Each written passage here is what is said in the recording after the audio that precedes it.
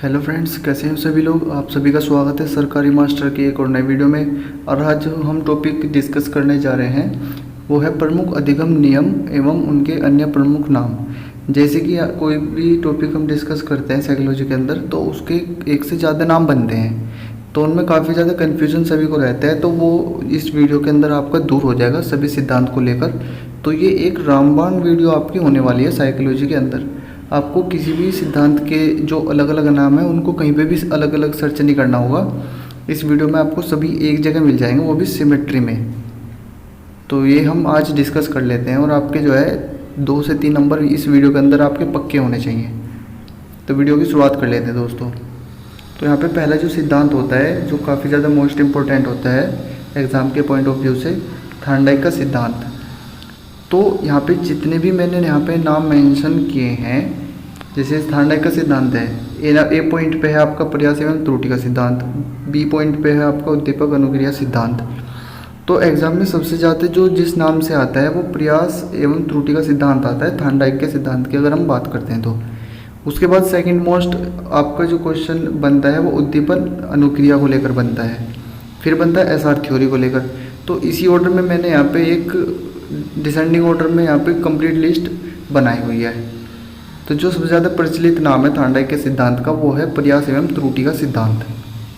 उसके बाद second most जैसे अभी मैंने बताया उद्दीपक अनुक्रिया सिद्धांत, फिर एसआर थ्योरी के रूप में आता है। तो इसको डिस्कस कर लेते हैं। इसी तरह जो बाकी के आपके और साइकोलॉजिस्ट हैं और उनके जो सिद्धांत है वो इसी ऑर्डर में मैंने मेंशन किए हैं, तो इसमें आपको कोई भी कन्फ्यूज़न नहीं होगा।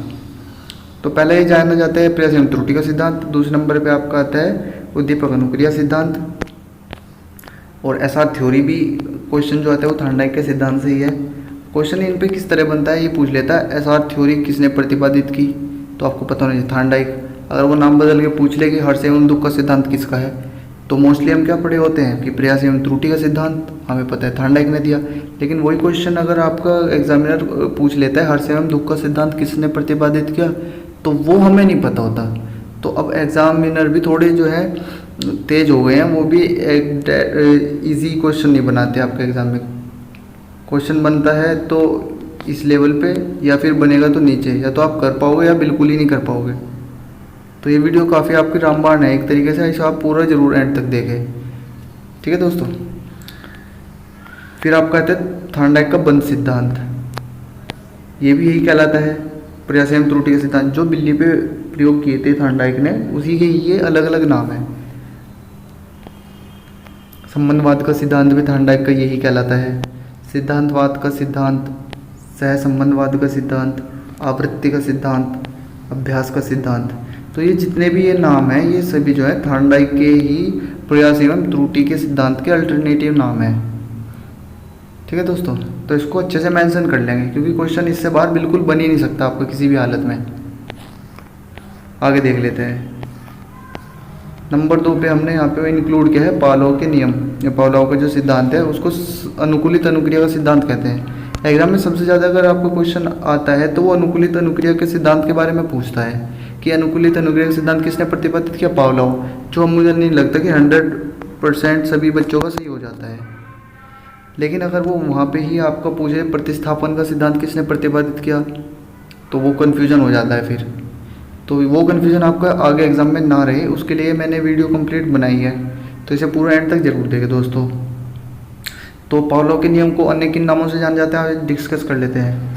पहला तो वो अनुकूलित अनुक्रिया का सिद्धांत, ये सबसे ज़्यादा रिपीट होता है एग्जाम में। फिर आता है प्रतिस्थापन का सिद्धांत, शास्त्रीय अनुबंधन का सिद्धांत, ये भी काफ़ी ज़्यादा महत्वपूर्ण है एग्जाम के पॉइंट ऑफ व्यू से, और मुझे लगता है इस बार का संभावित क्वेश्चन भी यही रहने वाला है एग्जाम में।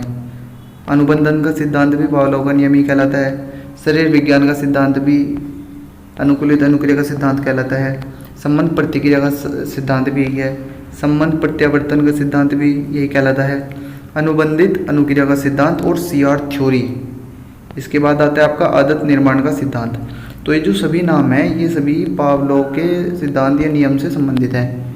अगर एग्जाम में ये आ जाए कि संबंध प्रत्यावर्तन का सिद्धांत क्या है, तो मुझे लगता है कि 10% ही स्टूडेंट इसका सही आंसर कर पाएंगे। लेकिन इस वीडियो के बाद आप जितने भी व्यूवर्स हैं जो भी हमारे रेगुलर वीडियोस देखते हैं उनका एक भी नंबर इस पूरे टॉपिक को लेकर कहीं नहीं जाने वाला। चाहे वो कितना ही हार्ड नाम यहाँ पे जो है घुमा के पूछ ले एग्जामिनर, क्योंकि अब जो एग्जामिनर हैं वो भी थोड़े स्मार्ट हो गए हैं। डायरेक्ट जो प्रचलित या ट्रेडिशनल जो क्वेश्चंस हैं वो नहीं आते एग्ज़ाम में। वही आपने देखा भी होगा अपने पिछले प्रीवियस एग्जाम में किस तरह का एग्जामिनर एग्जामिनेशन में क्वेश्चन पेपर सेट करके दे रहा है। तो आपको भी थोड़ा स्मार्ट होना पड़ेगा अपनी एजुकेशन और स्टडीज़ को लेकर। और स्मार्ट जो स्टडी है वो आपकी हमारे चैनल पे सरकारी मास्टर पे हो रही है, तो किसी भी तरह का आपको कोई दिक्कत नहीं आने वाली एग्ज़ाम तक।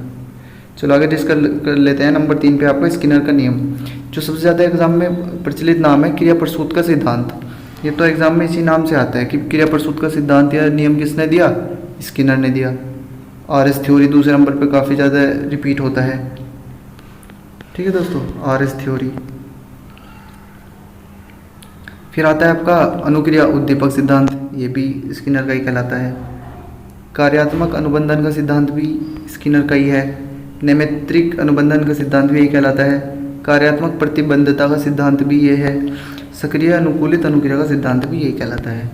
तो इसमें अगर आपसे किसी भी अन्य नाम से पूछ ले कि सपोज नैमित्तिक अनुबंधन का सिद्धांत किसने प्रतिपादित किया, अभी वीडियो में डिस्कस हो चुका है, तो किसने दिया, स्किनर का है। महोदय स्किनर ने ये वाला सिद्धांत प्रतिपादित किया था।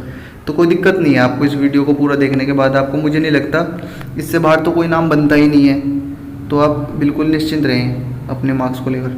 आगे चलते चौथे नंबर पे देख लेते हैं, जो काफ़ी महत्वपूर्ण है, कोलर का सिद्धांत। सबसे ज़्यादा प्रचलित नाम है जो सभी को मालूम होता है मोस्टली, अंतर्दृष्टि और सूझ का सिद्धांत। लेकिन एग्जामिनर अब इसको नहीं पूछता, क्योंकि उन्हें पता है कि ये सब चीज़ें तो बच्चों को याद हो ही गई है, क्योंकि फ्रिक्वेंटली एग्जाम्स में रिपीट हो चुकी है और इसको हम रट भी लेते हैं। तो वो जो अन्य नाम से पूछ लेता है वह एग्जाम में। समझ का सिद्धांत किसने प्रतिपादित किया, कोलर ने किया। गेस्टोल्टवादी सिद्धांत कोलर का है। समग्र सिद्धांत भी गेस्टोल्टवादी को ही बोलते हैं। पूर्णाकार का सिद्धांत, पूर्ण कारणवाद का सिद्धांत, तो ये जो है ये अन्य नाम है आपके कोलर के सिद्धांत के। तो आज की वीडियो में हमने यही 4 पॉइंट जो है मुख्य जो सिद्धांत बनते हैं इनके समस्त नाम यहाँ पे हमने इंक्लूड कर लिया है। ठीक है दोस्तों, अगर ये वीडियो आपको अच्छी लगी है तो वीडियो को लाइक ज़रूर करें, शेयर करें सभी दोस्तों के साथ। धन्यवाद।